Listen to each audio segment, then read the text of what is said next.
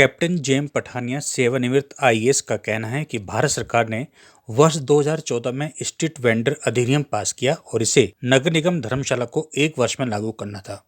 इसकी जिम्मेदारी नगर निगम के अधिकारियों और चुने हुए प्रतिनिधियों पर थी, लेकिन जहां एक और इस अधिनियम को लागू करने में अक्षमता देखने को मिली, वहीं एक लंबे समय तक गरीब और असहाय वेंडर्स परेशान देखे गए। इस पर गरीब वेंडरों और स्थानीय नागरिकों ने हाई कोर्ट से न्याय की गुहार लगाई। कैप्टन जेएम पठानिया बता रहे हैं कि हाई कोर्ट ने इस मामले में क्या कहा, आइए सुनते हैं।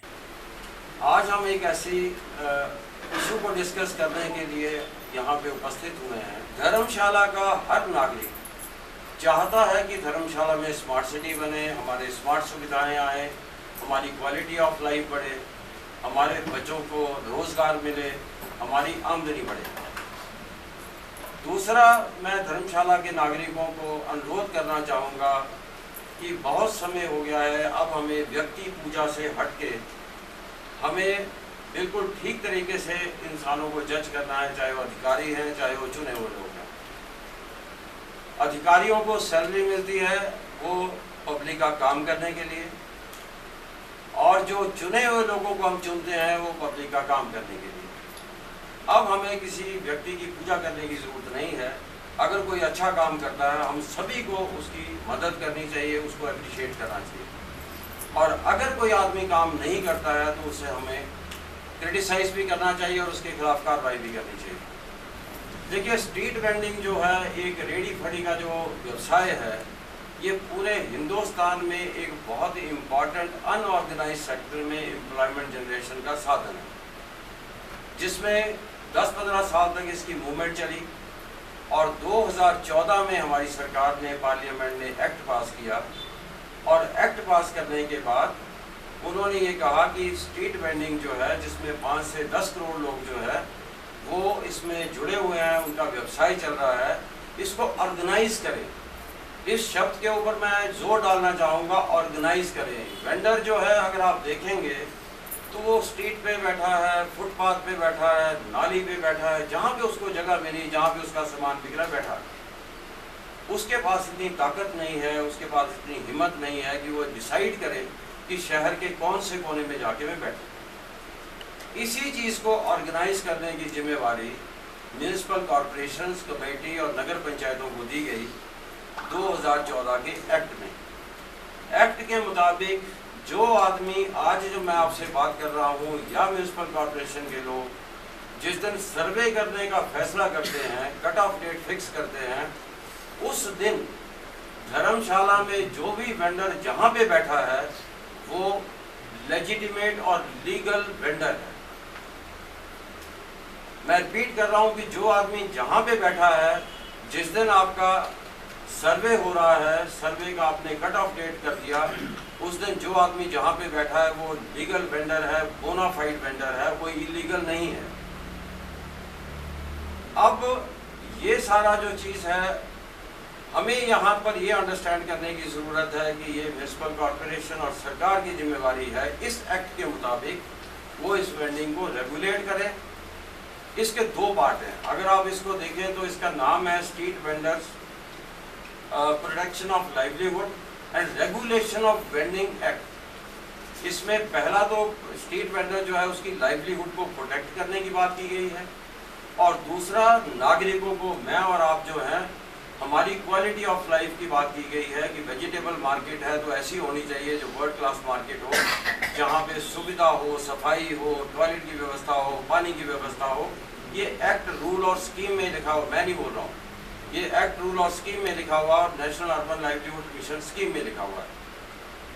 अब दूसरा जो quality of life of citizen है, ये हम सभी लोग इफेक्ट होते हैं, तो इसलिए हमें ये नहीं करना कि हम वेंडर को क्रिटिसाइज करना शुरू कर दें, क्योंकि जिम्मेवारी किसकी है, वो म्यूनिसिपल कॉरपोरेशन की है। तो नागरिकों से मेरा अनुरोध है कि इन चीज़ों को हम अंडरस्टैंड करना जरूरी है, तभी हम शहर के फैसलों में अपना योगदान दे पाएंगे। इसके साथ हमारा जो दूसरा है, ब्यूरोक्रेसी से जो मेरे कोलीग्स हैं, मैं उनको मैसेज भी देना चाहता हूँ। मैं उनसे ये कहना चाहता हूँ कि जब वो आईएएस का एग्ज़ाम देते हैं, एचएएस का एग्ज़ाम देते हैं, वो ये एस्पायर करते हैं कि हमारे को वहाँ पे जाके अच्छी सैलरी मिलेगी, हमारे को पेंशन मिलेगी, हमारे को गाड़ी मिलेगी, हमारी गाड़ी पे झंडी लगी होगी, हमारे को अच्छा मकान मिलेगा। तो वो सिटीजन्स ने या देश ने कुछ लोगों को चुन के उनको ऊपर पैसा खर्च करने का फैसला नहीं किया है। उनको इसीलिए चुना गया है, इसीलिए सिलेक्ट किया गया है तो वो इस एक्ट को लागू करें। ये उनका स्टैट्यूटरी ड्यूटी है। और इस एक्ट में अगर आप देखेंगे तो एक्ट में शैल और मे दो चीज़ें होती हैं। मे का मतलब है आपके पास डिस्क्रिप्शन है, आप कर भी सकते हैं, आप नहीं भी कर सकते हैं। जब एक्ट में शैल लिखा होता है तो इसका मतलब ये है वो कंपल्सरी है और उसको करना है। अब उनको ये देखना है कि वो अपना ड्यूटी जो है वो सही ढंग से करें, जिसके लिए उनको पेमेंट की जा रही है और हम लोग उसको टैक्स से दे रहे हैं। अगर वो आदमी अपने आप को सक्षम नहीं पाते हैं, अगर वो एक्ट को पढ़ना नहीं चाहते हैं तो उनको जगह खाली कर देनी चाहिए ताकि कोई दूसरा आदमी, पब्लिक स्पिरिटेड आदमी उस पर आके काम करे, क्योंकि देश ऐसे लोगों का बोझ ढोने के लिए आज सक्षम नहीं है, क्योंकि हम डेवलपिंग कंट्री है और हमको आगे बढ़ना है। हाई कोर्ट में प्रोसीडिंग्स के दौरान मैंने ये देखा, जो उनका रिप्लाईज आ रहे थे या बातें हो रही थी, उससे साफ नज़र आ रहा था कि किसी आदमी ने एक्ट पढ़ने का परेशानी नहीं उठाई और ना ही किसी ने एक्ट को पढ़ा। अब ये बहुत शर्म की बात है कि हम गरीब लोगों को हाई कोर्ट का चक्कर काटने के लिए, हाई कोर्ट में पैसे खर्च करने के लिए, हरास होने के लिए उनको हम भेज रहे हैं।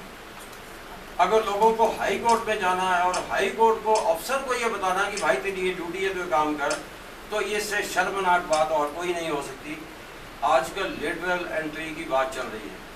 मैं अपने कोलीग्स को इसमें आगाह करना चाहता हूँ, वो चीफ सेक्रेटरी हैं, चाहे यहाँ के कमिश्नर हैं या डिप्टी कमिश्नर हैं, कि हम आईएएस की रेलेवेंस ख़त्म कर देंगे। क्योंकि जो आज लेटरल एंट्री की बात हो रही है वो ये कह रहे हैं कि आईएएस वाले लोग जो अच्छा काम नहीं कर रहे हैं, इसलिए एक्सपर्ट्स को बाहर से लेके आओ। तो आज आप आईएएस की नौकरी के ऊपर भी आप खतरा बने हुए हैं, इस किस्म के अधिकारी जो काम नहीं कर रहे हैं। तीसरा, मैं बात करना चाहूँगा हमारे चुने हुए प्रतिनिधियों के साथ। जिन लोगों को हमने चुना था, आज हमारा प्रेस कॉन्फ्रेंस करना मेरा काम नहीं है ये बताना कि आप एक्ट को लागू करो। चुने हुए प्रतिनिधियों का क्या काम है? क्योंकि जब म्युनिसिपल कॉरपोरेशन का फंक्शन है तो चाहे वो काउंसलर है, चाहे वो मेयर है, चाहे वो डिप्टी मेयर है, ये उनकी जिम्मेवारी है कि इस एक्ट को वहाँ पे लागू करवाएं। अगर वो लागू नहीं करवाते हैं, क्योंकि उन्होंने धर्मशाला को डिफेस करके, धर्मशाला को तबाह करके, स्मार्ट सिटी को फेल करके अपना नाम हिस्ट्री में दर्ज करवा चुके हों, लेकिन अब उनके पास एक समय है और हम बड़ा विनम्र प्रार्थना उनसे करते हैं कि उनको जिस काम के लिए चुना गया है वो काम करें। ये जन चेतना की, कैप्टन जे.एम. पठानिया की या किसी और की रिस्पॉन्सिबिलिटी नहीं है काम करना, ये उनका काम है। हमारे बिहाफ के ऊपर वो लोग म्यूनसिपल कॉरपोरेशन में वहाँ पे बैठे हैं और इसके लिए जवाबदेही तय की जाएगी। सेक्शन 3 जो हमारा एक्ट का है, जब वहाँ पे हाई कोर्ट में गए तो हमने ये कहा कि हमारा यहाँ पे सबसे पहला काम जो है रेगुलेट करने का, सर्वे करें। फर्स्ट फेज जो है, जैसा मैंने आपको बताया कि इसका कट ऑफ डेट फिक्स करना है, उस दिन हमने डिसाइड करना है कॉर्पोरेशन ने कि आज कितने वेंडर यहाँ पे बैठे हैं और सारे के सारे लेजिटिमेट और बोनाफाइड वेंडर हैं। जो आदमी जहाँ पे बैठा है उसका वहीं पे सर्वे होगा, उसका जियो टैगिंग किया जाएगा, उसको वेंडिंग सर्टिफिकेट दिया जाएगा सर्वे करने के बाद, और साथ में उसको आइडेंटिटी कार्ड दिया जाएगा। अब ये काम जो है ये म्युनिसिपल कॉरपोरेशन या कॉरपोरेशन के एम्प्लॉइज नहीं करेंगे, इसमें एक्सपीरियंस्ड एजेंसी को हायर किया जाएगा। उसके लिए नेशनल अर्बन लाइवलीहुड मिशन में फंड का व्यवस्था है और वो एक्सपर्ट एजेंसी धर्मशाला के लोगों की सहायता लेते हुए, धर्मशाला के लोगों से बात करते हुए, उनका सुझाव लेते हुए वो ये सर्वे करेगी और सर्वे करने के साथ दूसरा फंक्शन है टाउन वेंडिंग प्लान बनाएगी कि शहर में वेंडिंग कहाँ पे होगी। जैसे मैंने आपको कहा कि आज वेंडर को जहाँ पे जगह मिली वो बैठ गया, अब ये ड्यूटी मेरी और आपकी है, कॉरपोरेशन की है कि वो वेंडिंग जोन तैयार करे जहाँ पे नागरिकों को सुविधा है सामान खरीदने के लिए और वेंडर को सुविधा है सामान बेचने के लिए। तो ये जो है सेक्शन 3 ये बोलता है कि आप जहाँ पे आदमी बैठा उसका सर्वे करेंगे। जब तक सर्वे कंप्लीट नहीं होता, सेक्शन 3 का तीसरा पार्ट जो है वो ये बोलता है कि जब तक सर्वे कंप्लीट नहीं होता तो आप किसी को उठाएंगे नहीं। Nobody shall be evicted, इसमें शेल लिखा हुआ है। शेल का मतलब है कि नहीं करेंगे आप, मे नहीं है। मे का मतलब है कि आप उठा भी सकते हैं, नहीं भी उठा सकते हैं। इसमें लिखा है शेल, इसका मतलब है कि वो नहीं करेंगे। अब इसमें हाई कोर्ट ने क्या बोला है? हाई कोर्ट ने बोला है, जिसको मैंने और आपने मॉनिटर करना है। हाई कोर्ट ने बोला कि 3 महीने के अंदर अंदर आप सर्वे को शुरू करें, क्योंकि उसमें टेंडर करना पड़ेगा, एक्सपर्ट एजेंसी आएगी, और वो हमको ये भी नज़र रखना पड़ेगा कि जैसे टीचर ट्रेनिंग इंस्टीट्यूट को कहीं चंडीगढ़ से बुला लिया था, इस किस्म की संस्था ना उसके पास वेंडर का सर्वे करने के लिए, वेंडिंग प्लान करने के लिए उसके पास एक्सपीरियंस होना जरूरी है। ये एक्ट में ऐसा लिखा हुआ है। अब ये जो है, ये हमारा 3 महीने के अंदर अंदर सर्वे शुरू होगा। हाई कोर्ट की दूसरी डायरेक्शन इसमें है कि ये सर्वे 6 महीने के अगले 3 महीने में सर्वे शुरू किया, उसके 6 महीने में सर्वे को कंप्लीट करना है। अब ये हो गया कि हमारे पास धर्मशाला में पता चल गया कि कितने वेंडर हमारे पास हैं।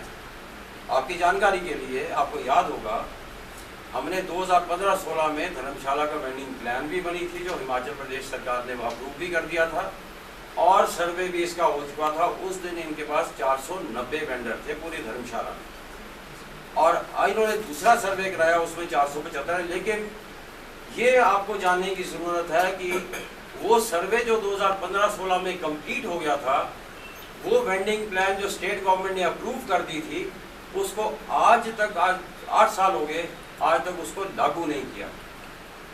इसमें कुछ आप क्लैरिफाई करना चाहेंगे इसके बारे में? अब इसमें कोर्ट ने आदेश दिया कि सेक्शन 4 के मुताबिक आप काम करेंगे। इसका मतलब ये है कि जब आपका सर्वे हो गया तो सर्टिफिकेट ऑफ वेंडिंग जो है वेंडर को प्रोवाइड किया जाएगा। उसके लिए 3-4 शर्तें हैं, 3-4 एक अंडरटेकिंग है फॉर्म 2 पे कि वो कोई आदमी, अब इस पर भी आपने नज़र रखनी कि जिस आदमी को वेंडिंग का सर्टिफिकेट दिया जा रहा है, उसके बाद यही वेंडिंग जो है वो सिर्फ एक ही लाइवलीहुड का सोर्स होना चाहिए।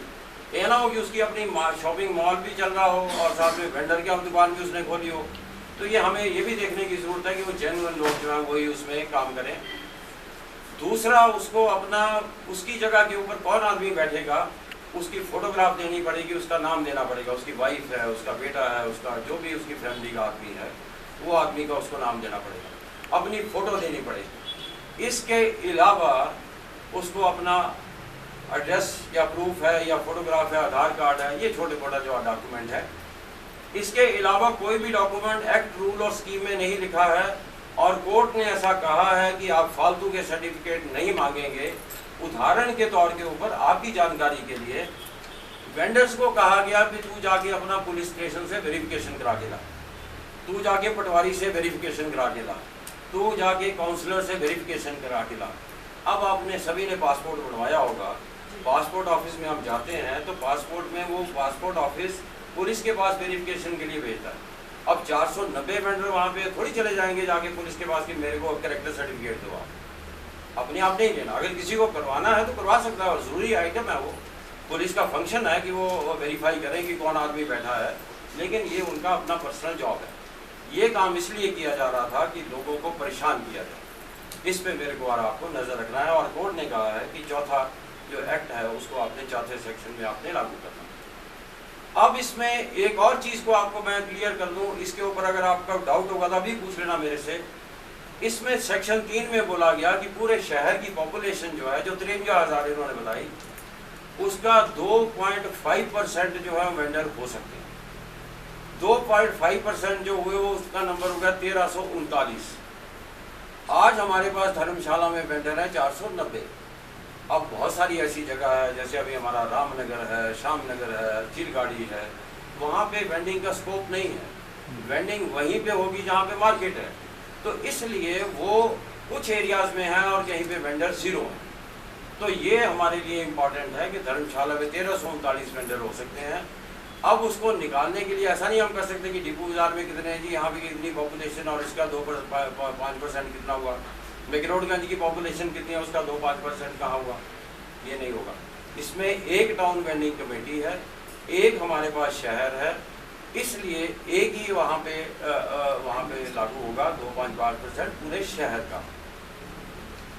अब हमारे पास जो दूसरा आ गया, जब ये एक्सपर्ट एजेंसी का दूसरा काम, पहला काम था सर्वे, सर्वे करने के बाद सर्टिफिकेट। अब जो मेजर काम आया कि वो उन्होंने कहा कि आप टाउन वेंडिंग जोन बनाएं। अब ये शहर जो है वो हम लोग अक्सर डिस्कस करते हैं कि यहाँ पे मार्केट बननी चाहिए, वहाँ पे मार्केट बननी चाहिए। अब वो जो एक्सपर्ट एजेंसी है वो टाउन वेंडिंग कमेटी के साथ मिलके शहर के लोगों को अपने कॉन्फिडेंस पे लेके, कॉरपोरेशन के लोगों से मिलके, प्रशासन के लोगों से मिलके शहर में उन एरियाज को चिन्हित किया जाएगा जहां पे वेंडिंग पॉसिबल है और जहां पे वेंडिंग होनी चाहिए। अब हम आपको सुनवाते हैं इस मामले में नगर निगम धर्मशाला की मेयर नीनू शर्मा क्या कह रही। देखिए, स्ट्रीट वेंडर्स जो हमने मैक्लोडगंज से उठाए थे, उनके लिए जो हमने 22 शॉप्स बनाई थी, उसमें कुछ लोग जो थे वो कोर्ट चले गए थे। पर जो कोर्ट की जो डायरेक्शन थी वो पहले हमें आई थी कि कॉरपोरेशन ही इसको डिसाइड करे कि कौन कौन से एलिजिबल लोग हैं जिनको मिलनी चाहिए। उसके उपरांत हमने कोर्ट को जवाब दिया था कि ठीक है, हम अपने लेवल पे कर लेंगे जो जो लोग एलिजिबल हैं, और जो कोर्ट में गए हैं अगर वो एलिजिबल हैं तो उनको भी रोटी में रखेंगे। पर ऐसा है कि बहुत सारे लोग हैं, दुकानें थोड़ी हैं हमारे पास, और सभी के सभी जो है एलिजिबल हैं, जो पुराने लोग भी हैं। तो हम ऐसा नहीं है कि जो कोर्ट में गए थे उन्हीं को देंगे। जो भी लोग वहाँ पे बड़े पुराने बैठे हुए हैं और जिनके पास लाइसेंस हैं हमारे, और हम लोग 3 बार सर्वे कर चुके हैं स्ट्रीट वेंडर जोन का, जो तीनों सर्वे में हमारे पास होंगे लिस्ट में, उनको हम प्रायोरिटी में जो शॉप्स देने जा रहे हैं। और साथ ही मैंने एक स्ट्रीट वेंडर्स को ये भी एक मैसेज कन्वे किया हमने कि बहुत अच्छी बात है कि स्ट्रीट वेंडर्स की फेवर में कोर्ट ने डिसीजन लिया, और उसके बावजूद जब तक अगर कॉरपोरेशन उनकी फेवर में ना होती तो कभी भी इनकी फेवर में नहीं जा सकता था वो। क्योंकि अगर हम लोग जब कमिश्नर साहब लिख के दे देते कि हम नहीं दे सकते, क्योंकि ऐसा है कि अगर बाई लॉज देखे जाएँ स्ट्रीट वेंडर्स के लिए तो एज़ पर बाई लॉज कोई भी विजिबल नहीं पाया जाएगा उसमें।